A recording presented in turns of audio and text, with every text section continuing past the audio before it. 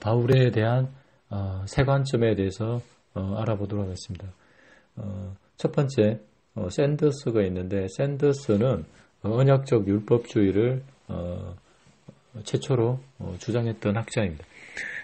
샌더스의 첫 번째 주장은 그 예수님 당시 그리고 예수님 이후에 1세기 유대교는 율법주의가 아닌 언약적 율법주의라고 주장했었습니다.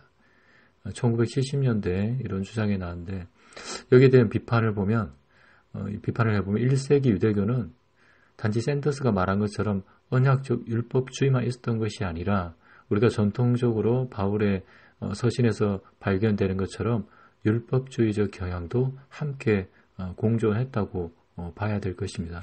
바울은 원래 유대교 신학자였고 다메섹 회심 이후에 기독교인이 되었습니다. 그만큼 유대교에 대해서 잘 알던 사람이 없었다라고 가정한다면 샌더스의 이 주장은 다소 무리가 있다고 봐야 할 것입니다. 하지만 전통적으로 우리는 1세기 유대교가 율법주의 경향만 있었다고 생각했는데, 샌더스의 이 주장으로 인해서 언약적 율법주의 또한 1세기 유대교 안에 함께 공존했음을 우리가 발견하는 그 공로는 인정해야 될 것 같습니다. 두 번째, 샌더스는 은혜로 언약 백성의 신분으로 가입하고 율법 준수로 신분을 유지한다고 주장했습니다.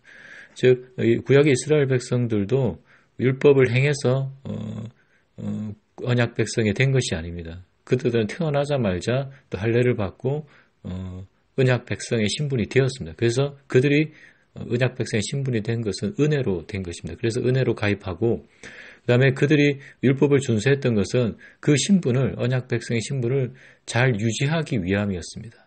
이것이 바로 샌더스가 밝혀낸 그 1세기의 유대교의 사항이었습니다.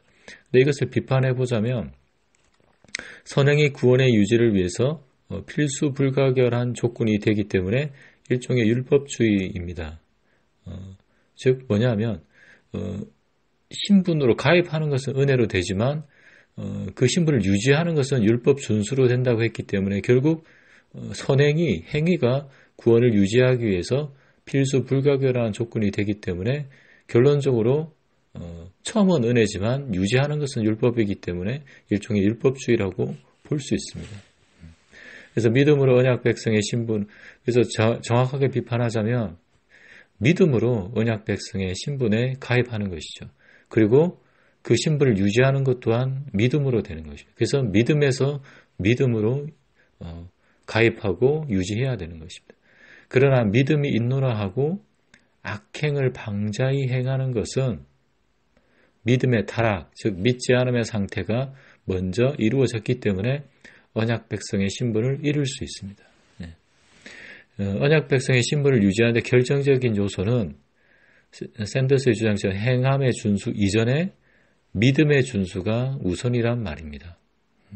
왜냐하면 성경에서는 성도의 의도적, 지속적 악행은 믿음을 저버린 것으로 성경에서 규정하고 있기 때문입니다.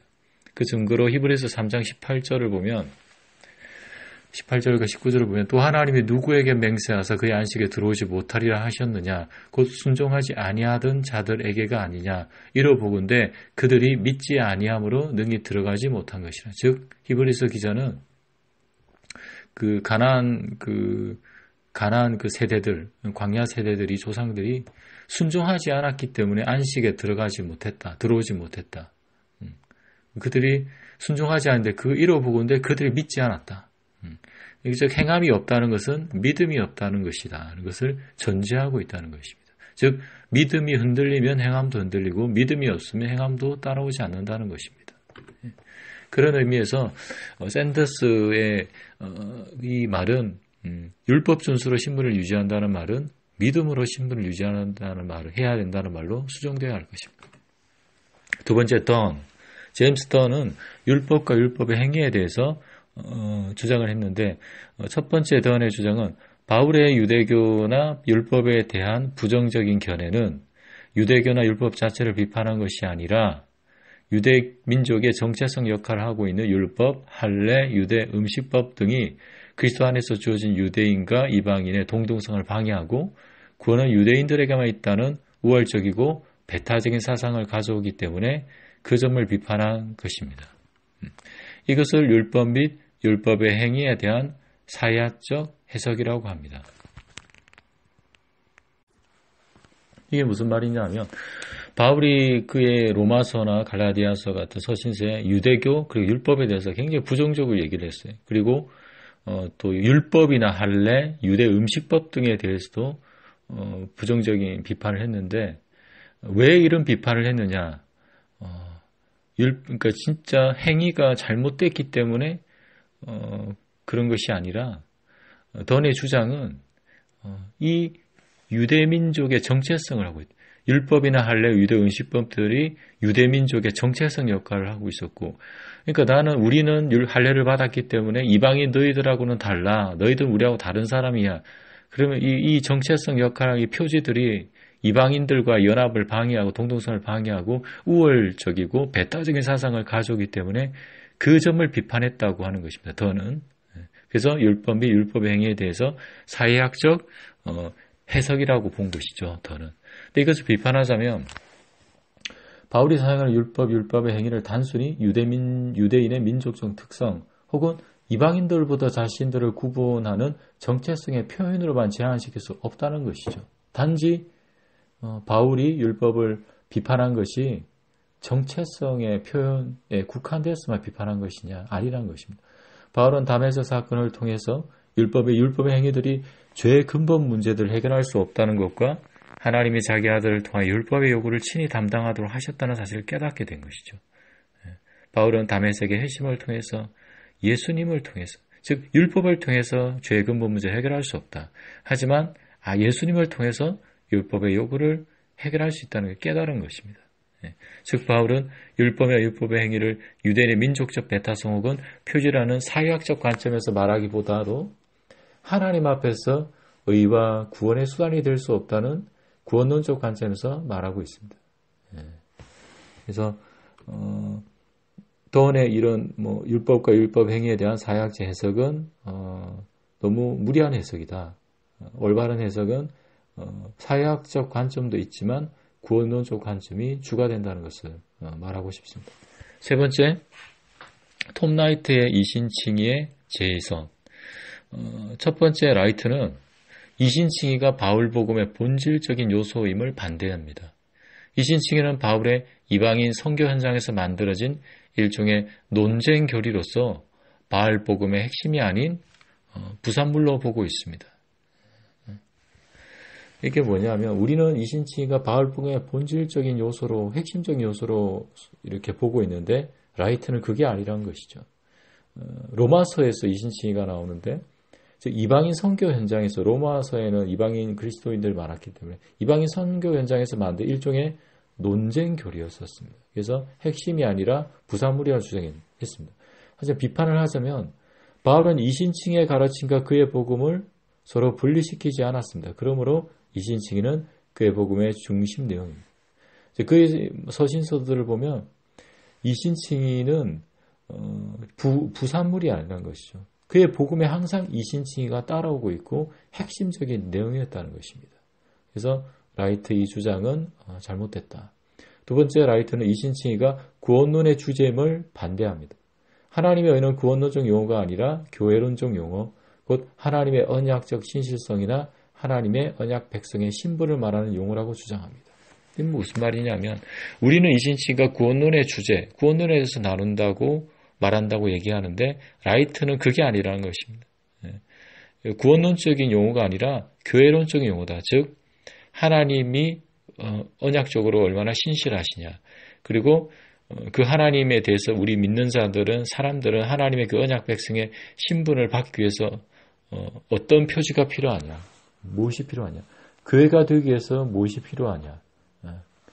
그런 교회론적인 용어로 이신칭의를 사용한다고 주장합니다.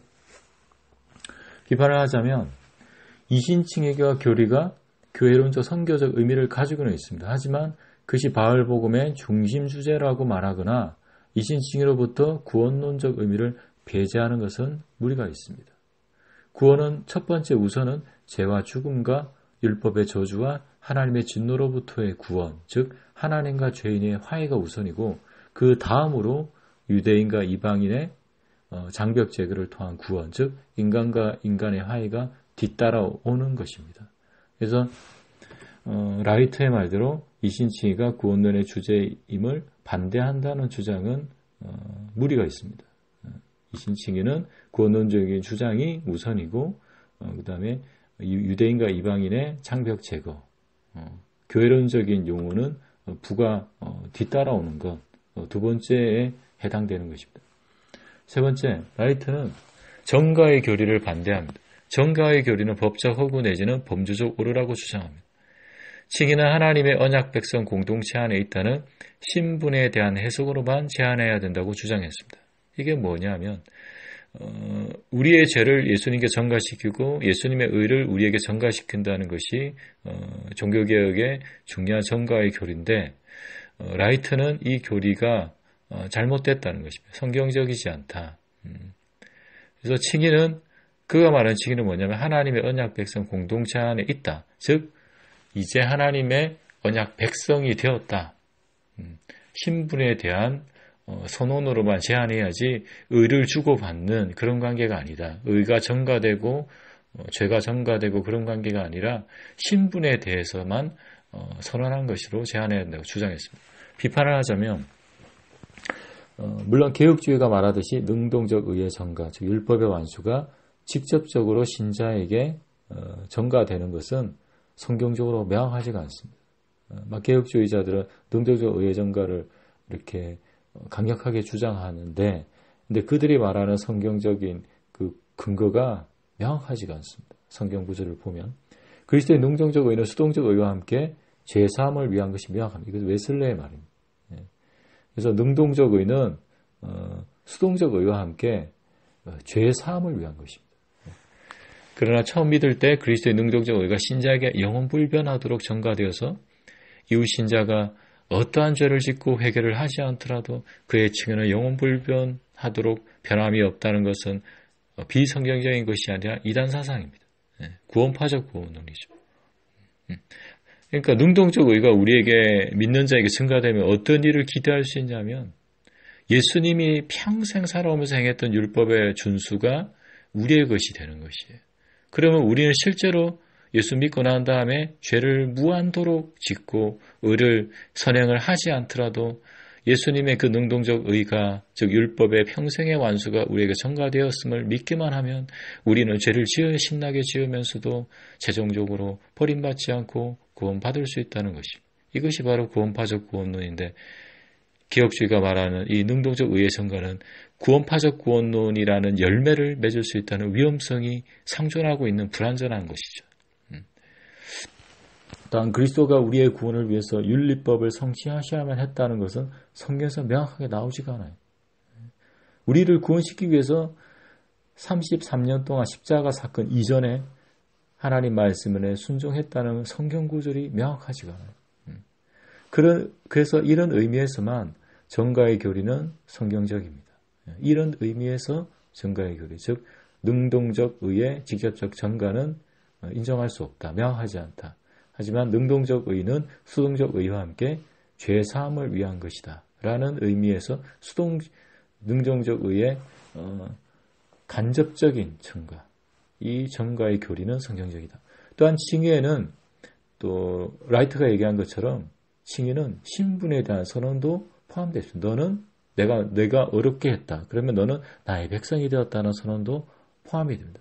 그래서 라이트의 주장의 일부는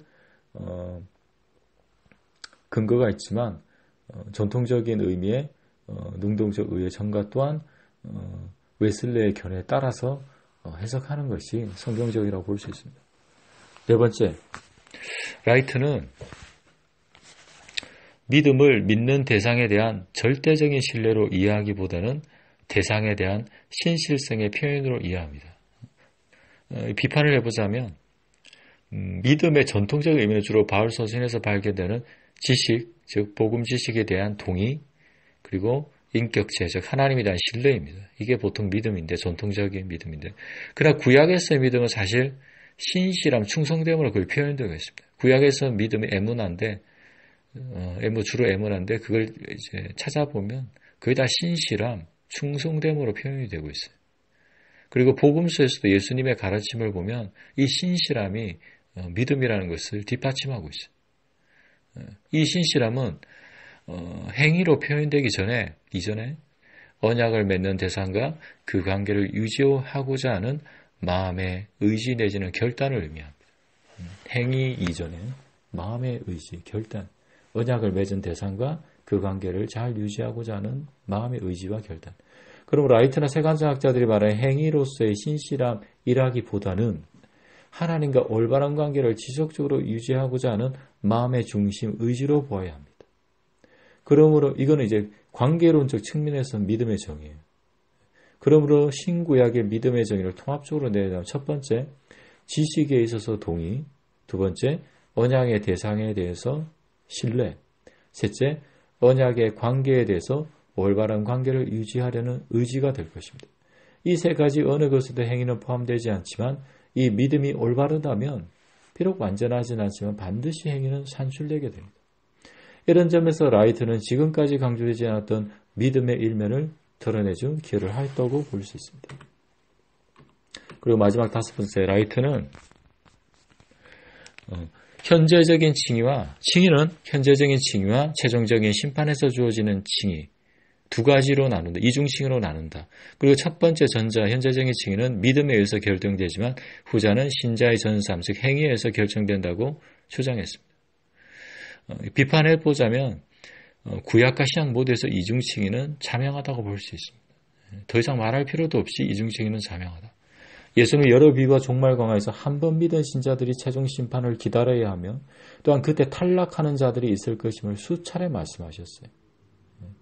달란트를 주고 나중에 와서 술 마시고 놀고 이런 자들은 심판받게 될 거라고. 열처녀 비유에서도 그랬고 그런 비유들이 수차례 종말 광야에서도 그래요. 깨어있으라고 정신 차리라고. 안 그러면은 심판을 받게 될 거예요. 그리고 신약의 제자들 바울을 포함해서 베드로, 요한, 야고보도 동일한 사상 위에 서 있어요. 그런 점에서 전통적인 단회적인 칭의, 즉 한 번 구원은 영원한 구원이다는 지나치게 과거 완료적인 칭의에 매달려서 성경 곳곳에서 언급되는 현재와 미래적인 칭의에 대해서는 입을 닫을 수밖에 없는 한계가 갖춰져 있어요. 혹은 왜곡시킬 수밖에 없어요. 성경 구절. 또한 최종 심판 때 믿음 없는 행위에 의해서 구원받는 것이 아니라 즉 최종 심판 때는 행위만 있고 믿음 없는 것이 아니에요. 믿음 없는 행위에 의해서 구원받는 것이 아니라 믿음에 근거한 산출된 행위를 보고 심판을 받아요. 즉 행위는 반드시 믿음으로부터 나와야 되는 것이에요. 믿음 없는 행위가 아니에요. 그리스도를 믿는 믿음에 근거한 행위로 심판을 받는 것이에요. 참된 믿음을 가진 자는 반드시 행위를 산출할 것입니다. 결국 바른 믿음의 강조가 중요하다는 의미입니다. 그러므로 라이트가 말한 최종 칭의는 행위에 의해 결정된다는 말은 수정되어야 되고 전통적인 칭의론 또한 확장되어야만 하는 것입니다.